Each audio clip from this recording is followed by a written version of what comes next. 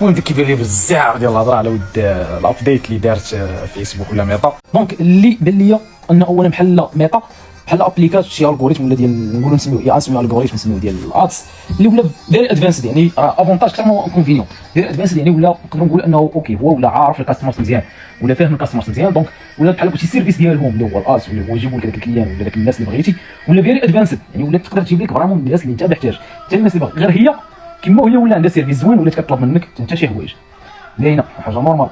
منهم الادس اللي كرياتيف اللي ولات كطلب انك تعطيها ديك كرياتيف مزيانين، ولات كطلب انك تعطيها كرياتيف جداد، ولات كطلب انك تعطيها شي حاجه نقيه، شي حاجه ماشي ديجا محروقه بهذا المفهوم يعني، ولكن هما من جهتهم راه ولات احسن. وثاني حاجه اللي ماشي سور ماشي تيست ماشي ابروف، دائما ما كنحملش نهضر في شي حاجه ما تيستيتهاش، مي خلاصه القول حسب ما كيقولوا الناس تقريبا تولي بحال جوجل، يعني ما غاديش تولي تحكم على الادس مثلا من النهار الاول ولا من 24 ساعه ولا من يومين، غتعطيه واحد شويه الوقت باش اوبتيميزي. بحال كيقول لك الالغوريثم جديد راه غيولي تيستي مزيان، يعني ياخذ وقته باش يتوبتيميزا صافي، اون فوا يشد في شي حاجه مزيانه شي داتا مزيانه غيمشي عليها مزيان. وخويا انا اللي غنصح لك غنعطيك ما تعمرش راسك، كون ما كتعمر راسك بهذه الفكره راه غادي الشيء اللي عندك برودوي مزيان، عندك اوفر مزيان، عندك كرياتيف مزيانه غتبيع وغتختم وغتجيب بوست مزيان، وكاين الناس دابا كتجيب بوست بصفر فاصله، وبهاد الميزاجور التعويلي ماشي كيجيبوا الناس دابا كيجيبوا الناس بوست خيالي. الوغ غنرجع من هذا الشيء كامل.